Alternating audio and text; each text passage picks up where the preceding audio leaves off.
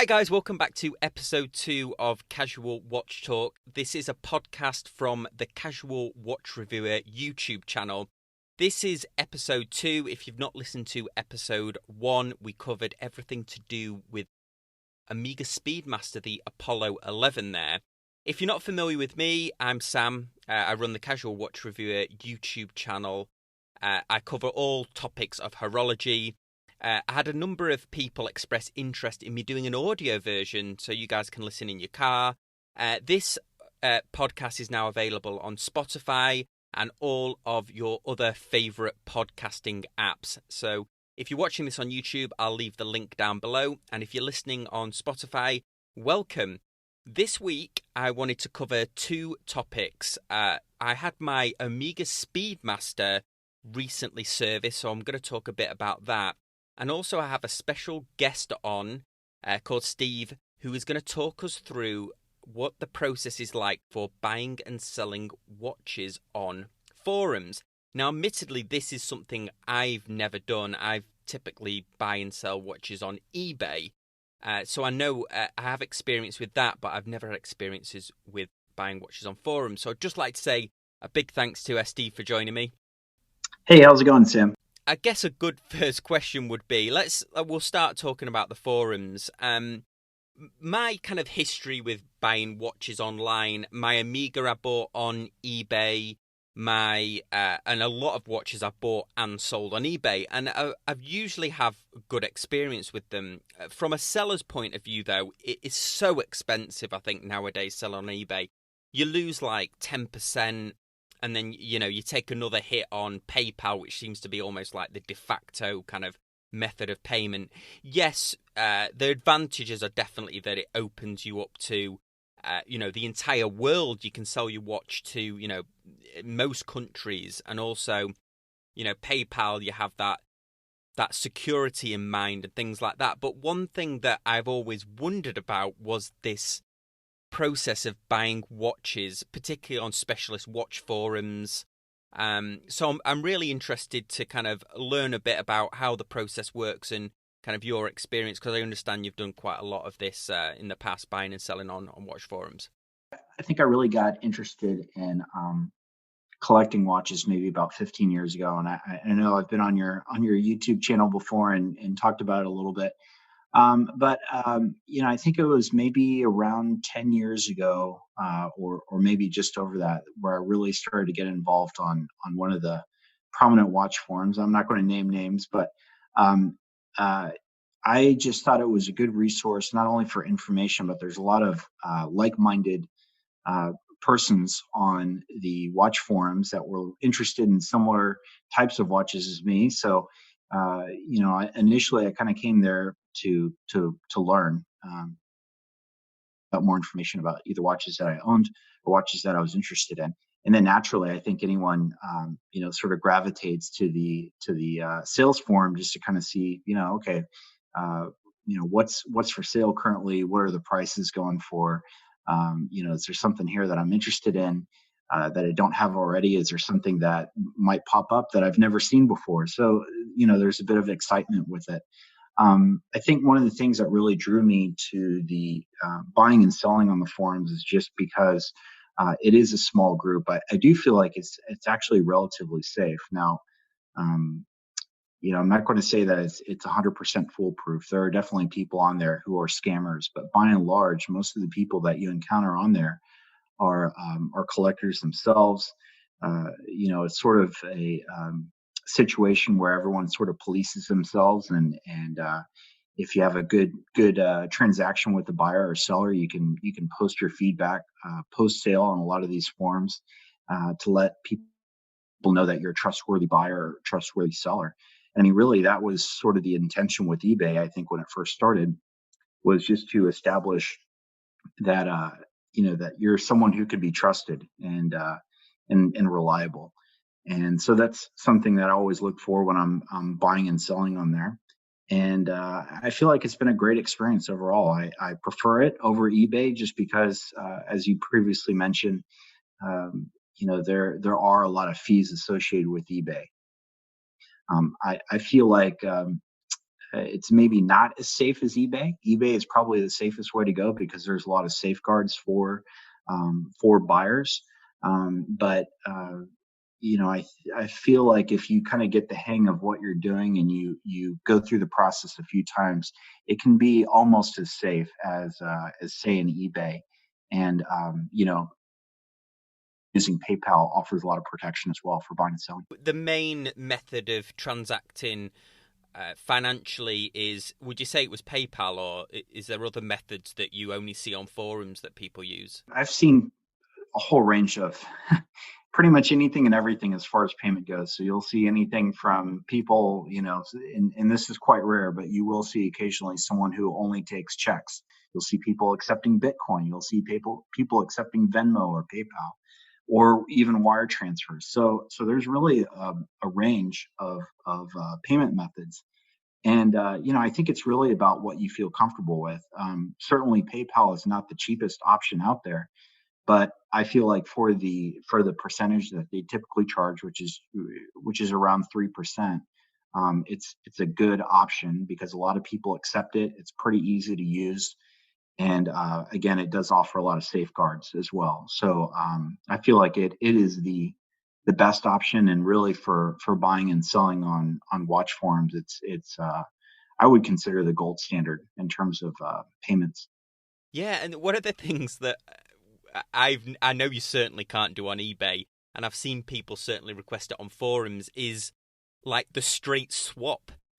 Have you ever done that? I mean, how does that work? Do you send it to like a third party, or you're really going to have to go on real faith, aren't you, that the person's going to send their watch at the same time, and then what happens if one of them gets lost in the post? Right, right. Yeah, and I think it's more to the latter. There's not really any sort of intermediary in terms of a trade, and I have completed some trades before. I don't do them a lot just because it really, I feel like it's really sometimes difficult to find someone who's looking for the exact same thing as what you're looking for. And as you noted, there are potential risks along with that, right? So what if one of the watches gets lost in the mail? Well, what if someone doesn't ship their watch, or what if the condition is not as described? So it creates all of these additional potential pitfalls and risks. So it's not preferred, certainly, but it's something that I will do occasionally if I feel like I have something that maybe is not doing well on the watch forum, right? So maybe I've had it listed for a long time and I'm not getting a lot of bites in terms of offers. So sometimes a certain model of watch, if it's really unusual or rare, and people don't want to pay for it, they might be more open to trading for it, either directly or maybe with a partial trade, and that could be cash plus an additional watch or additional watches. So This it raises an interesting subject as well. It sounds like on the forums you're policing yourself. I've certainly seen people, when I've had a brief look, offering references saying, you can contact these members or contact the admins to vouch for me. But whenever I've looked, how does a new starter wanting to sell on the forums really get going? Because they're in a sort of a catch-22 situation, aren't they? They aren't well known on the forums. They might not have references and things like that. So I imagine people are wary of them. I know some forums have like a limit where you have to post so many times. Do you think is that a good way of doing it if you're a new subscriber, really getting in there and contributing to just like general watch topics so people kind of get an idea of who you are first? yeah, and I mean, I think that's a perfectly reasonable way to go about it. But it's one of those situations where not always do people have the patience to, let's say, get up to 100 posts before they decide they want to list something, right? Let's say you're in the boat where you have a watch today and you want to list it for sale on a watch forum. Certain forums where it requires you to have this minimum number of posts are just not going to work out. So you'll see a lot of people posting on Reddit, for example. I don't think Reddit has any sort of minimum requirement for posting. So on one hand, it's really good if you're just trying to get into it and get your toes wet in terms of buying and selling. On the other hand, you look at it from a risk standpoint, and the fact that anyone can pretty much post on there, it does create an additional amount of risk. So I think it's really a matter of what you feel comfortable with as far as risk goes. Are you okay with posting on a forum that doesn't have any sort of minimum requirements and taking that chance? Or would you rather prefer to be on a more established forum where there are those minimum guidelines? Do you have rules for yourself where you won't you have like a mental kind of threshold where you won't buy a watch on a forum that's over X amount of money, or you won't buy from people that don't have references or anything like that? Do you have your own kind of set of rules that you work off? Definitely. And I feel like I'm extremely conservative in terms of buying and selling. So I think when I first got started, I was a lot more lax. The more that I've done it, I feel like the more particular I've gotten in terms of looking for credentials from buyers and sellers. I want to know that the person I'm working with has already completed X number of positive transactions. And if they haven't, even if it's a good offer, sometimes I've even gotten offers that were above what I'm asking, but they didn't have good references. And I would rather be safe and get maybe a little bit less money from an established member than get more money from someone who's unestablished and may try and scam me. So again, everyone has their own preferences for this, and that's what I feel comfortable with for now. But it wasn't always that way. Yeah, this is one of the things well, a couple of things, maybe myths around the forums, certainly things that I think about them. First being, because on eBay, you're always factoring in that 10%. So I'm wondering whether you can get kind of a better deal on a forum, than you would do on eBay. So that's the first question. The second question is, a forum, if you've got a very particular watch that you're looking for, is it? I imagine the forums are better for finding very specific or very unique references. Is that a myth, or would you say that was true as well? Well, I think you're onto something. So certainly, one of the things that's nice about the forums is that the types of watches are a little bit more focused in terms of what's popular right now, whereas eBay is just a total mix of everything, right? In terms of getting value, sometimes I think eBay can be a much better value than a forum. So, for example, I just recently acquired a Breitling chronograph that was listed on the forum for X number of dollars. Let's say it was $3,000, and the seller wasn't able to get their price, and so they ended up listing it on eBay on a either a low reserve or a no reserve auction. And I ended up winning the bid, and I think I won it for maybe one third of the price that it was going for on the watch forum. So, eBay is definitely a great resource, and I try not to limit myself to any one thing. So I'm always looking at eBay. I'm always looking at watch forums. I also look at things like Chrono24, which I know you've had some experience with in the past. I think you just kind of have to mix and match and see what's really best for you. Certainly if you're selling, you're going to get more money if you're doing so on a watch forum because there's fewer fees associated, sometimes no fees associated except for what you are getting charged for with PayPal. With eBay, there are more fees associated, but you also have a broader reach in terms of the audience. So watch forum, for example, let's say it's got a 100 post minimum and maybe there's 3,000 users. I mean, that's going to be the limit of what you're going to be able to reach. But with eBay, I mean, you're talking about millions of people potentially over countless countries. And so, there's always a possibility that you're going to get more money on eBay. So it really just varies. I wouldn't say there's ever one perfect silver bullet solution. I've never thought of this before, but as we've been having this conversation, I suppose if you are buying on eBay, yeah, the fees might be more, but I imagine there's a greater chance on eBay of finding a bargain on a watch because somebody doesn't really know what it is. Whereas on a forum, you've got watch collectors who really know what the watches are and what they're worth. So I wonder whether that might be an advantage to eBay that I hadn't really considered before. Yeah, no, totally. And one of the forums that I first got started with was I first started collecting Seiko, vintage Seiko watches, because there's a ton of variation. They're not too expensive, and it's easy to find parts for them. So I see stories all the time on some of the Seiko forums where people are finding these amazing deals on eBay because maybe something wasn't listed properly.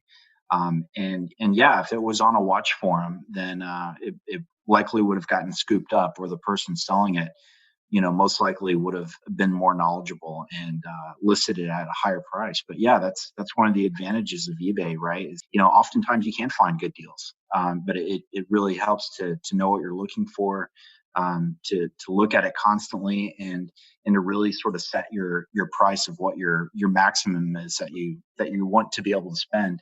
I think that Breitling I just got is a perfect example. I mean, I got a really great deal on it compared to the watch forum. And Yeah, that's one of the things with them.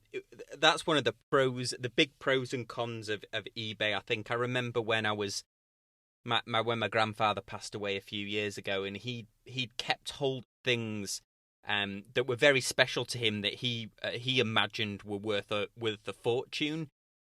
He thought they were quite rare, not just watches in particular. In fact, I kept all the watches that he had. But it was funny that you go on eBay now, and for years, when I was growing up, and there was all these antiques shows on TV, and somebody would have a rare one, and they'd say, "Wow, this is."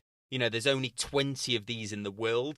The funny thing with eBay now is that there might only be 20 of this vase in the entire world, but you can guarantee when you list yours that there's at least 15 of them already on there.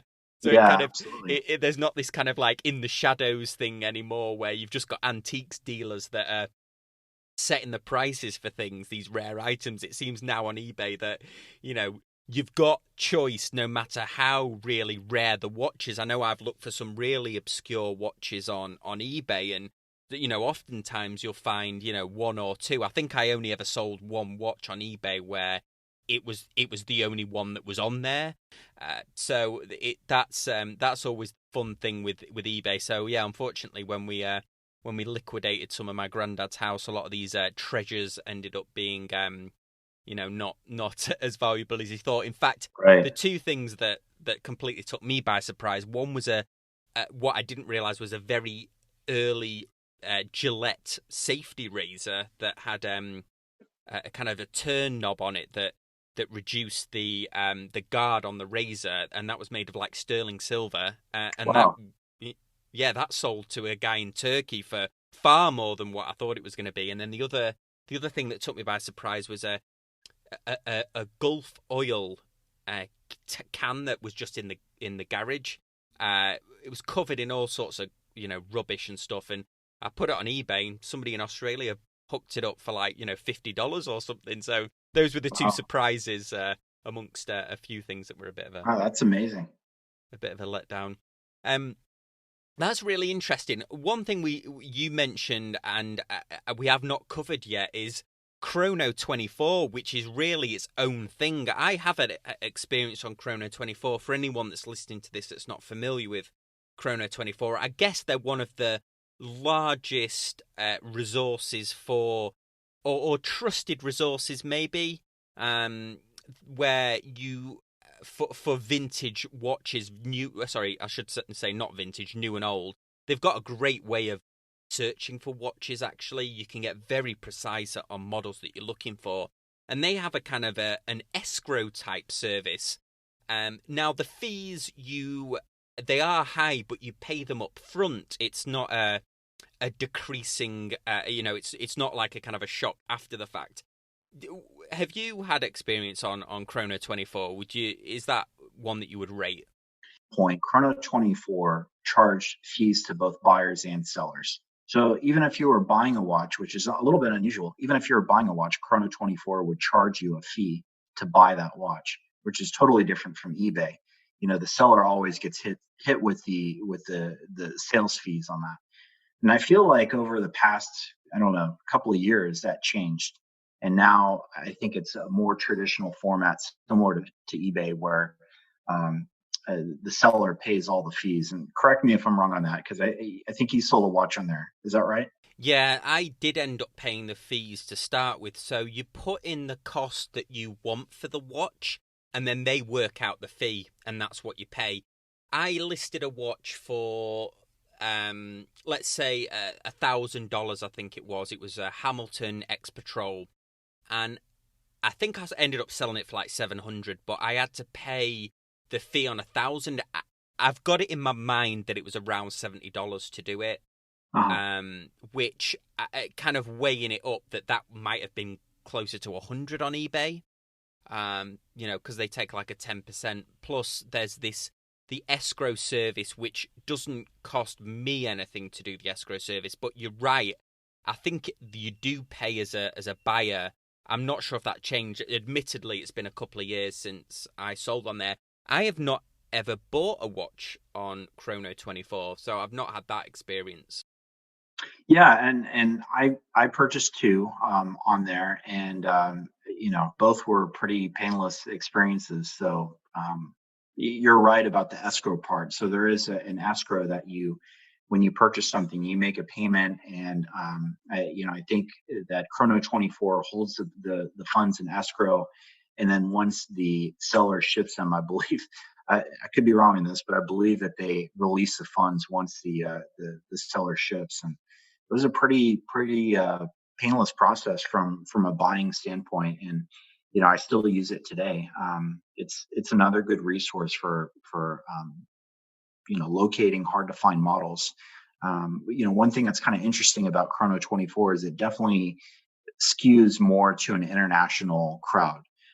You see a lot more sellers and buyers who are from Europe, who are from Asia on Chrono 24 than I would say, your typical North American watch form. Yeah, that's another thing that was interesting to me. I've lived in the US for coming up to 4 years now, and one of the things that I was surprised about was that posting things from the US to other countries is very expensive in comparison to you're certainly in the UK if you're selling things by Royal Mail.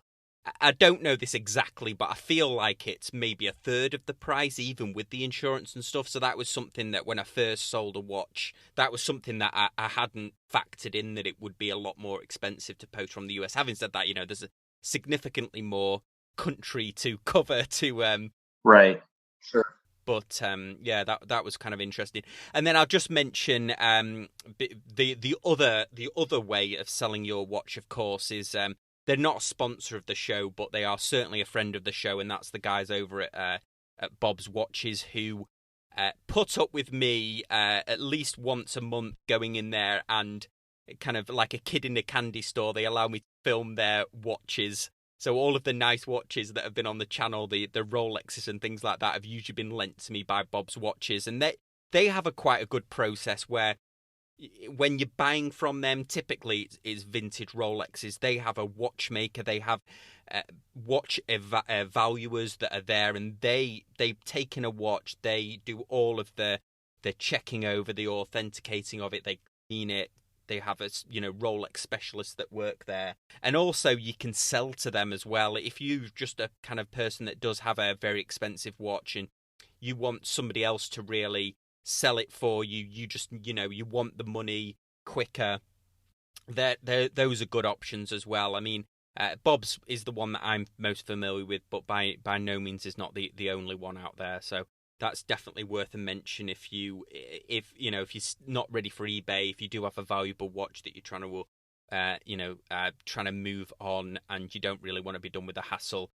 Right. And just to add on to that, I mean, I definitely don't think you can discount either authorized dealers or even like a third party a vendor like Bob's Watches or many of the other third party watch dealers out there, because I think that they can be extremely valuable, right? Let's say if you are buying your first Rolex, you want to make sure everything is perfect with that watch. It's been serviced recently. You want to make sure that all the numbers match up and that the watch is in a great condition and is, basically going to be perfect for you. I mean, that is a great resource for that type of buying. And, especially on a thing like a Rolex, where you're not going to see a real huge difference in terms of, what a forum is going to sell it for or what eBay is going to sell it for. I think you have to keep your options open and really look around and see what's available. But I think authorized dealers and third party sellers are are fantastic options as well. So you just kind of have to weigh the pros and cons. Maybe you do pay a little bit more, but maybe you get an in-house warranty with that, and you get the peace of mind. So it's definitely an option I've considered. It's definitely an option I've used before as well. So yeah, you've got that physical location you can take it back to, and since we're talking about Rolex, if you've had a Rolex for 5 years or 10 years, you're gonna get significantly more than what you paid for it. That even 10 years ago now, and some of the models you just can't get at the moment, and secondhand really is for a lot of people the only real option. If you're interested in a Submariner or something like that, you're going to really struggle, or a Daytona. Secondhand or pre-owned, I should say, I think is the correct term that they use. is the only way to go, really. Well, that was really interesting. The whole discussion on forums. It's something I'm familiar with, but I certainly have never bought and sold on it. So hopefully it's an interesting subject to everyone listening to this, and it gives you a bit more information about it. So for the second part of this, we wanted to discuss my recent experience with having my Amiga serviced at an Amiga store, and then also Steve, who has a lot more experience of getting new and vintage watches serviced, is going to share a bit of his kind of experiences of that process as well. I'll kick it off if that's okay with you, Steve, and talk absolutely. A bit about my Amiga. Yeah, I've covered this on the YouTube channel. It was a recent upload. If you just search for servicing Amiga Speedmaster on the channel, the link is going to be in the description of this podcast here. I have an Amiga that I thought was 27 years old, but somebody has informed me today in the comment section that it might be a little bit younger and might be nearer 1996 than 1992, which I believed it was. But I've certainly owned it since 2007. It's a beautiful caliber 1863 Speedmaster. It has the Hesalite on the front, sapphire on the back, and for a long time this was my daily wear watch, longer than I've ever sort of been a watch collector. I think it was the watch as a kid. I always loved the association with the moon and the NASA, just the romance around that. It was I knew that when I had the money I would buy one, and tying it into our earlier conversation, I bought this off eBay, and I bought it with a severance from a job, actually. I thought, well, what am I going to do with this money? And I thought, you know what? I've always wanted that watch. I'm gonna buy this. So for 10 or so years, it was my daily wear, and then then I started really getting into watches, and a few things had gone wrong with it. Now, admittedly, these were totally my fault. The things that had gone wrong with it. I broke the clasp, the pin on the clasp. So I ended up fixing the clasp with a paper clip, and I cover this in my video, so you'll see that. But because the clasp broke, I ended up dropping it on a tiled surface, and it was one of those things where the watch kind of fell in slow motion and hit the tiled surface. And testament to the quality of Amiga, the watch itself didn't damage, but the Hesalite cracked. And I show this on one of my other videos, but that Hesalite is so thick. I mean, it's amazing that I managed to crack it, really. But the watch was okay.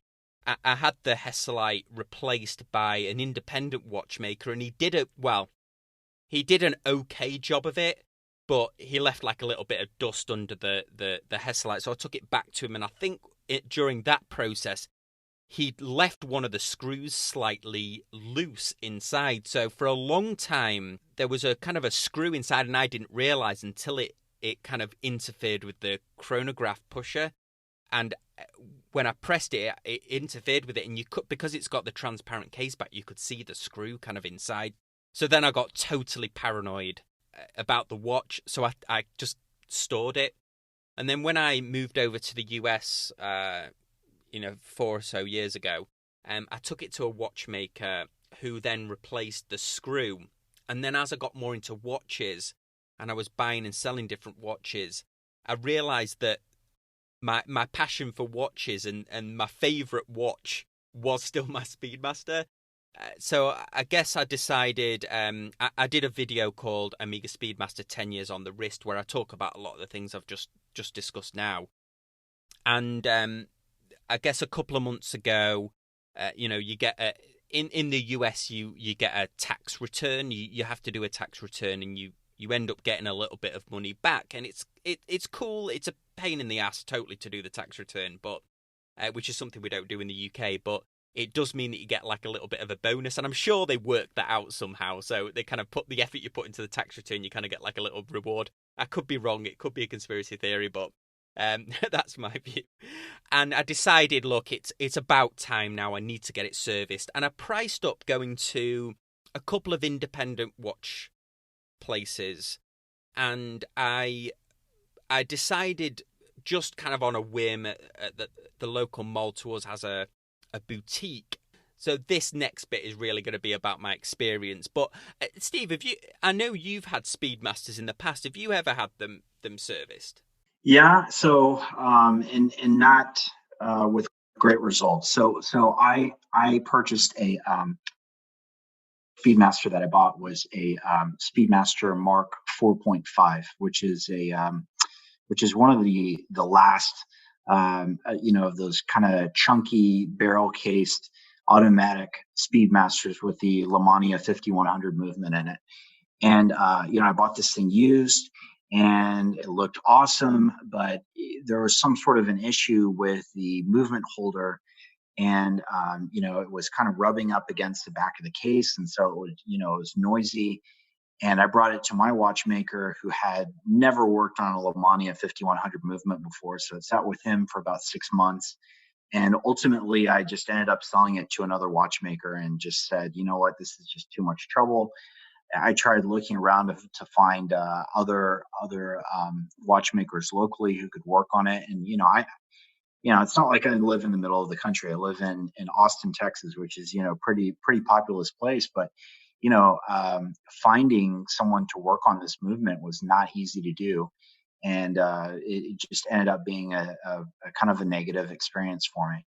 Yeah. So this was the couple of things that played in my head, and mine's not a particularly rare one. Well, the movement certainly isn't.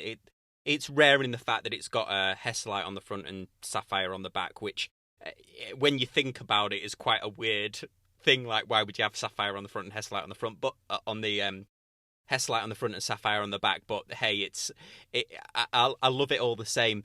And this thing did weigh on me, so I took it into the local boutique near me, which is in a mall called the South Coast Plaza. Now, this mall is, if you're a watch fan, this mall is incredible. It's got almost all major brands are represented, and it's got, I think it might be the only one, or at least one of a very few number of Lange stores as well. So it's got a Lang & Son store. It's got a Patek store in there.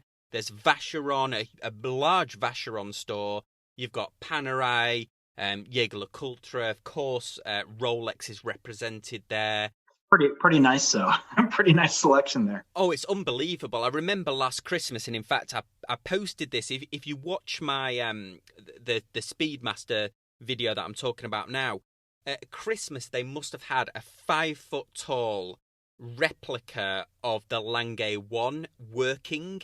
It was made of plastic, obviously, but this thing was, I guess maybe it was even taller, maybe it's 6 foot. It was incredible. I managed to get like a lot of footage of it. So they had a big display there, and then so I took it into the Omega store. Now, there's only I've been into this Amiga store, and in fact, it's one of those stores that I don't go in that much, even though obviously I'm a huge Amiga fan. I've only ever been in there once where they've kind of like welcomed me in. There used to be a guy there and he noticed my watch, but this store is really, this mall is for like, uber rich, and I'm usually at the weekend in like jeans and a t-shirt. So you walk in there and they're never like, they're not rude, but they never like open the doors and start, talking about, watches or anything like that with you. Very rarely, but I kind of expected that. In fact, I had a very funny experience once where I went in there and asking about an Acroterra, and I kind of went to the guy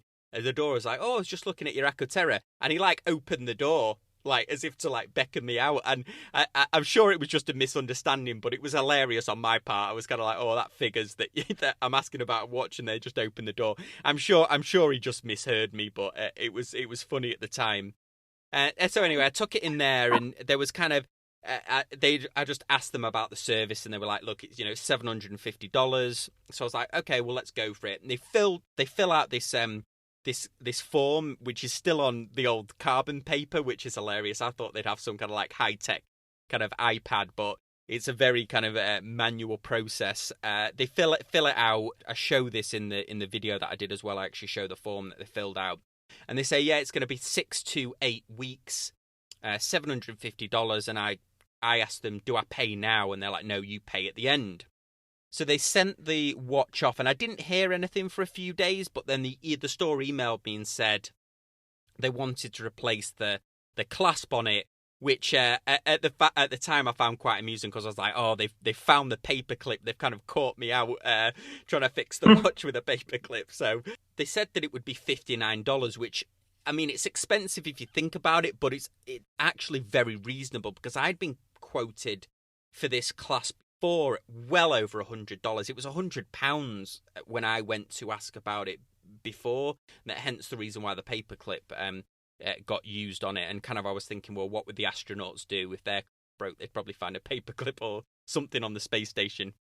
Absolutely perfect. I kind of got the impression from the email that there wasn't a choice. Like they just said, can you confirm the extra amount? They didn't kind of give me an option. And I had an idea that I'd heard in the past that their goal when you send it to one of the watch companies isn't to preserve the watch, it's to bring it as if it's new. So I knew that they were going to probably replace the hands. I knew that they were going to polish the case and things like that. So I wasn't that bothered about that personally. That the hands hadn't particularly patinaed on mine. It was still, even though it's over 20 years old, there wasn't any real aging on the loom or anything like that. So then a couple of weeks went on, and I emailed them just to say, hey, where's it up to? And they're like, well, it's going to be the end of June. And that would have been over the 8 weeks. They quoted me kind of 6 to 8 weeks. And then, of course, surprise, surprise, a couple of days after I emailed them, it suddenly shows up on the 5th of June, which was almost 8 weeks. Now, they'd sent it to Seattle. So they don't send it to Switzerland, they send it to Seattle. Now, I'm not sure if it's an actual Omega like service center in Seattle, or whether it's an independent watchmaker or an authorized watchmaker that does Omega and other brands. Do you know that, Steve? Have you ever heard of? Well, was there a name for the company that they sent it to? No, somebody suggested a name in the comments section, and it begins with an N, I think. But yeah, is it Nesbit's maybe? Yeah, that's what somebody mentioned, but there isn't anything on the paperwork to allude to that. Yeah. So I've heard of them before, and my understanding is they are sort of the North American experts when it comes to these manual wind Speedmaster movements. So then, obviously, they called me, and I went straight away. Like, they called me, and I was there within an hour, because I'd really, really missed my Speedmaster, far more than I thought, considering that it is essentially had been stored away for, the best part of a year and only bought out on kind of special occasions. And then I went to collect it, and I've documented this fully in the YouTube video, but they just did an awesome job of it. It even surprised me of how good a job they did with it. I wasn't expecting it to be anywhere near the quality. They refinished the case. Now, the case was very badly scratched even before I got it, which is, I think, why I managed to get quite a good deal on it. I was working it out in the comments section. Somebody asked me this, how much I paid for it. I paid for it £1,500, and at the time, the dollar was nearly 2 to the 1 in 2007, so I guess it would have been nearer, just less than $3,000 I paid at the time. The case was scratched. I scratched it. Obviously, the Hesselite, you only have to look at it and it scratches. Yeah. There was dents on the case. The band, the clasp it isn't the one with the pushers. It also isn't the one that was kind of stamped metal. It's a very shiny, it's a very shiny clasp. It looks almost like a mud guard on a motorbike, something like that on a Harley. It's a very smooth band. So obviously that just scratches like nobody's business.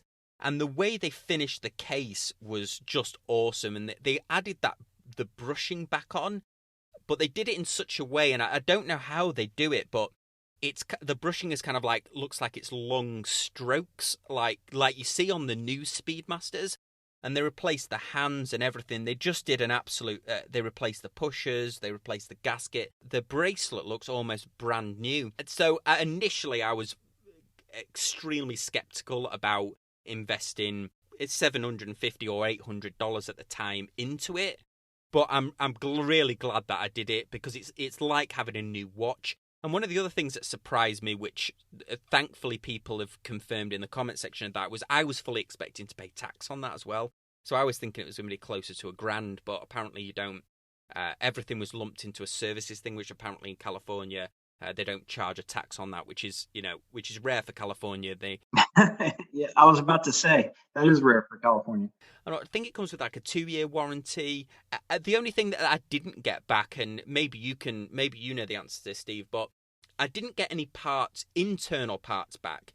Now, I don't know whether they didn't replace any internal parts. I imagine that they do, because somebody's mentioned in the comment section of the video that they usually always replace the mainspring Right.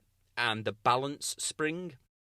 And I imagine that if they're replacing that, that's kind of, it comes out as like a long kind of curly piece. So maybe that's why they don't include that. But any other internal parts, they didn't return back to me. I just got the crown, the pushers, the hands, which was nice. So I got the original hands back, the Hesselite, and they replaced the pins in the band and also the spring bars. Sam, the most important thing is, did they give you your paper clip back? They did. So I got the paperclip back, still strong. I got the original clasp back, paperclip. The paperclip's still in there. That paperclip was in there for 5 or 6 years. It went strong, that paperclip, for sure. But I didn't get any internal parts back. So this is the first experience, honestly, that I've had of servicing a watch. Typically, I buy watches and kind of sell them. I don't hold on to them really for any length of time. I know you've had several watches, both new and vintage, serviced. So, yeah, would you like to spend a few minutes just kind of taking people through that process that might not be familiar with it? And the thing I would say first and foremost is that good watchmakers are worth their weight in gold.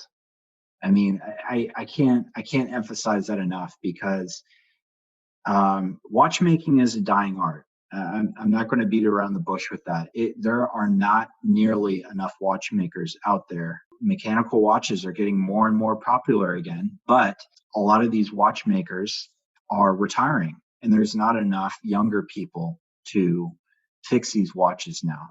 And so what you'll encounter, as you noted, with your Speedmaster, is that, on the short end, you're going to be looking at probably 6 to 8 weeks on the short end. Some places you will find a 6-month waiting list. Some places you'll find a 1-year waiting list. Some people, like Spencer Klein, who I think recently I looked at his website, and he's not even taking new watches at all. So that just gives you a sense right now of the current situation with watchmakers. There's way more work than there are qualified people to do the work. And so if you can find a good one and they do good work, and the wait times aren't extreme, and the prices are reasonable, by all means, keep them on your good side. So that's something for me. I have someone who I've used a lot in the past, and I've got a watch sitting with him. It's been sitting with him for over a year, and he's still not done with it. And I spoke to him recently in advance of getting this Breitling chronograph and said, "Hey, I've got another watch coming. Would you be able to take this on?" And he just told me flat out, "I have too much work. I can't do it." So lately, I've been on the search trying to find someone else to do the work. And, it's kind of similar to your experience. I mean, I feel like the magic number for a mechanical chronograph is usually somewhere around the 700 to $1,000 range for service. That seems to be sort of the magic number if you're looking for someone reputable. Obviously, if it's a less complicated watch, a typical automatic or a manual wind field watch with no date or a date, it might be cheaper than that. But for the chronographs, that seems to be kind of the sweet spot. And so I've been contacting all different sources, trying to find people who can work on this watch. I've gone to Breitling. I've gone to the most reputable watchmaker in my city, and it's either a matter of the price being too high or the workload being too long. I don't want to wait 6 months to have this watch come back to me. So I happened to find someone through my local Red Bar chapter that I'm a member of. He provided me a contact for a person in another state, and I reached out to that person, and he's got pretty decent feedback. I checked his feedback to see what other people are saying about him, but he's kind of young. He's on the young side. Okay, he's in his 20s, and it makes me a little bit nervous. So I've never used him before, and I'm sending this watch to him, which to me is like almost irreplaceable to do this work. He doesn't charge nearly as much. It's only going to cost me maybe around $450 to do.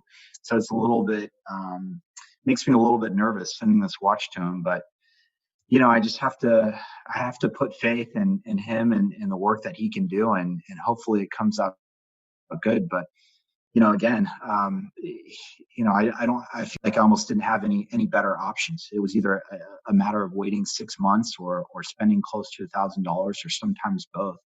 And if you kind of have to look at other alternatives if you want to get it done cheaper or you want to get it done quicker. Okay, guys. Well, that was the end of our second podcast. I know there was a few little audio glitches there, so apologies about that. But as we go on this, and Steve will certainly be back on the podcast again, I'm hoping. So we'll certainly improve over time, and let us know what you think in the comments section down below. Did you enjoy this, etc. So I just want to say a big thanks to Steve for joining me today. Yeah, absolutely, Sam. I had a blast. Thank you. Well, I'll see you next time. If you're not subscribed to the podcast, you can subscribe on your favourite podcasting app. And I'll see you all next time on Casual Watch Talk. Thanks, guys. Bye.